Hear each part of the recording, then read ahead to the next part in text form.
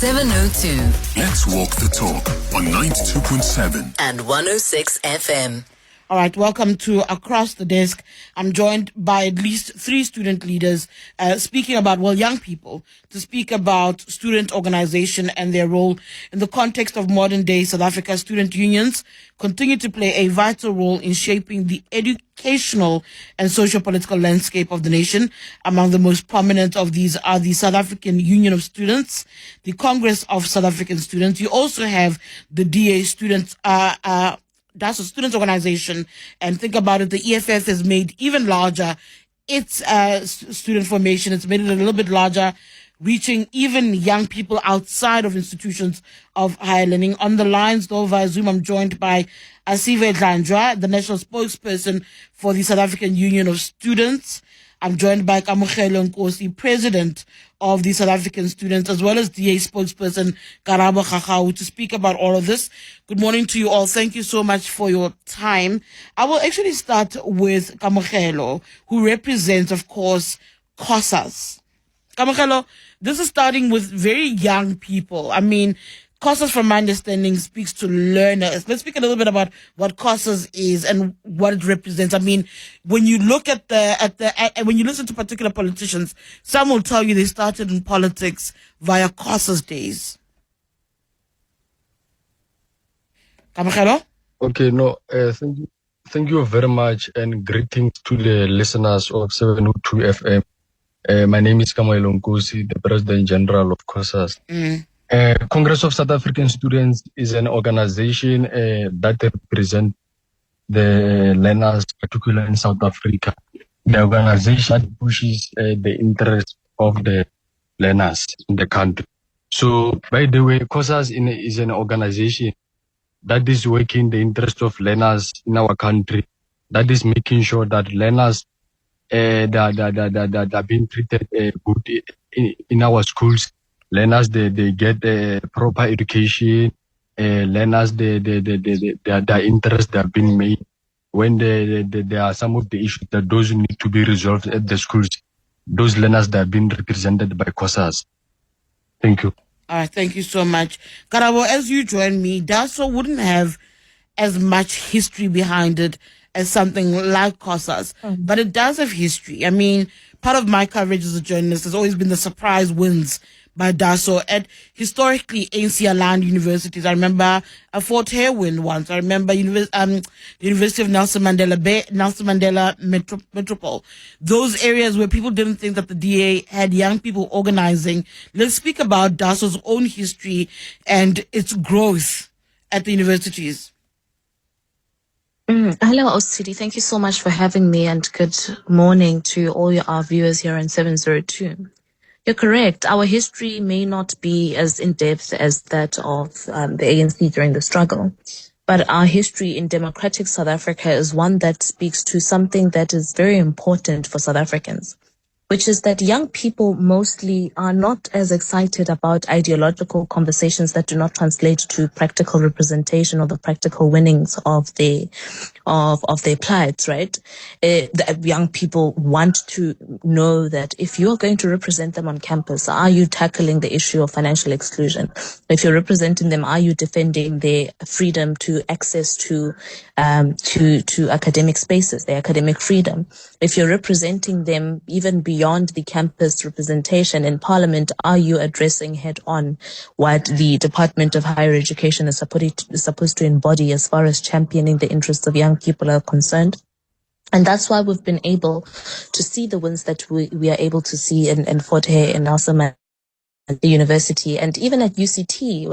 I remember when I ran for SRC president at the University of Cape Town, it was immediately after Fees Must Fall, and nobody would have imagined that in the heat of where the Democratic Alliance was not pro the shutting down of institutions, you would see there being support. And that sent a very strong message to young people to say, we do not want us to have any of us excluded, that there must be no student left behind as far as their access to quality education in the country.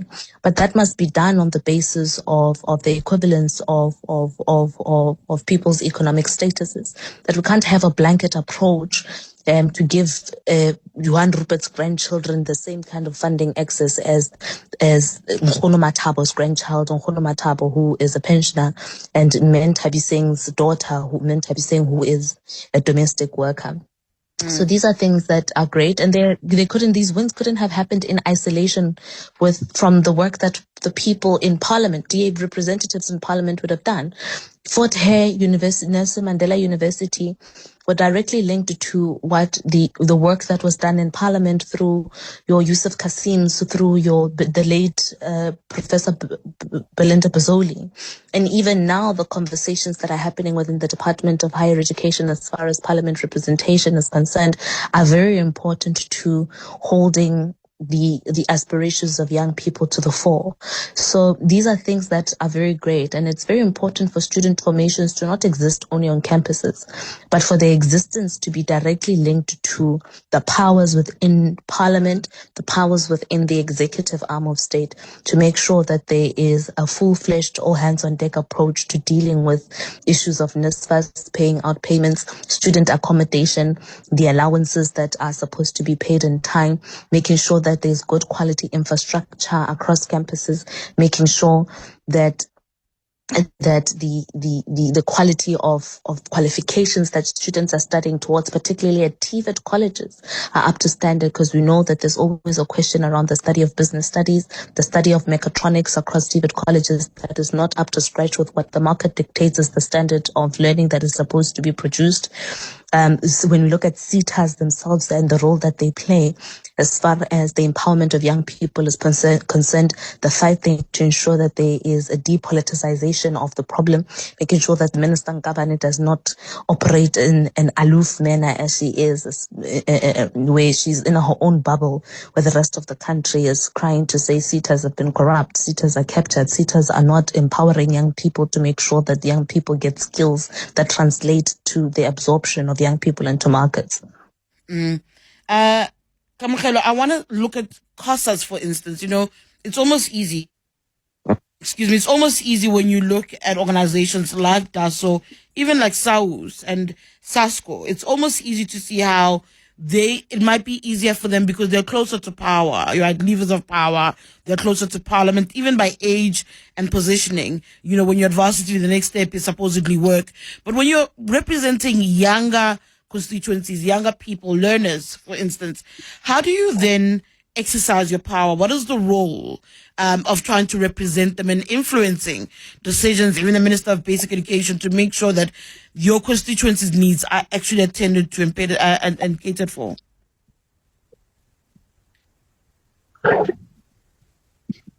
No, thank you very much, my sister. COSAS student movements have influenced policy decisions such as the introduction of free education for poor students and the scrapping of universities' fees. So student movements provide a platform for young leaders to develop their skills and build networks and gain experience in activism and leadership. So those are the things that we have when we go to the policy conferences, we influence that these are the demands that those we want to be made in the government, such as maybe for an example, starting today, government schools who are no longer paying school fees. The school fees is for free. It's just only for private schools, those who are paying the school fees. So government schools, we have influenced that starting from, in fact, it was last year. Yes, school fees were no longer to be paid in all public schools. So those are the things that those are the things that we've influenced. We influenced it. So as COSAS, we're very disappointed, whereby the minister is not taking our issues serious. We've marched to the department. Your line is really bad, Kamogelo. I want you to hold on, Kamogelo. Whereby we've to deliver on that. Kamogelo, I want to try ask them to put you on the phone line. That line is a little bit choppy. I want you to be able to speak properly and to hear you as you ventilate what the frustrations that you're having with the minister might be. So in the meantime, while I ask them to sort out your line, Karabo, I want to come back to you. DASO wasn't involved in the ideas around shutting down some of the campuses. Doesn't that then speak about a DASO that's detached from modern day youth problems? Because part of what you do is to represent young people and what their struggles are. Oh. The fees must fall and decisions around shutting down universities came from frustrations. It spoke to the political landscape at the time and what young people were expressing and being stressed about. Doesn't that then suggest that you have a DASO that might be removed from the problems of everyday South Africans? That is definitely not the case, and I can see where the idea comes from. I think it's a fair question to ask, Tshidi. But the truth is this, right? You cannot, in a fight for access to education, shut down the same access that you are asking for. The Democratic Alliance Student Organization at the time maintained really well to say, if there's a place that you should shut down and a place that you should demand accountability from, that should be Parliament. It should be the executive arm of state. Shouldn't be the campuses themselves, because tomorrow you're fighting for fees, right? You're fighting for the reduction of the cost of education. And then in doing so, you are distracting the sector that needs to be rehabilitated after your destruction at a cost that is going to come into your pocket altogether, right? So our argument was, we must fight to ensure that as far as quality education and access is concerned, that there's a broadening there. And that was very important. That we've always said that the state must do everything in its powers to make sure that it meets the needs of its people. And at the time, Dr. Blade Nzimande was very, very, very removed from the cries of young people altogether. And that's the fight that we were saying is not good. But to shut down the university, to burn it down and be involved in criminal activity itself for yourself as a young people, that is engaging in a self-destructive exercise altogether. The sole point of power is Parliament. The sole point of power is the union buildings. That's where the fight is supposed to be. And that is why the Democratic Alliance, in the discourse around the Fees Must Fall movement, participated so well in Parliament to make sure that we not only address the needs of students on the ground, but we are responsible in how we navigate the fiscal framework of the country to meet those needs, so that we don't enter into a problem where years down the line we hit the wall of the provision that we're supposed to have. That is number one. Number two, the fundamental opposition here to what Fees Must Fall sought to do, the tagline was very clear, that free education for all in our lifetime.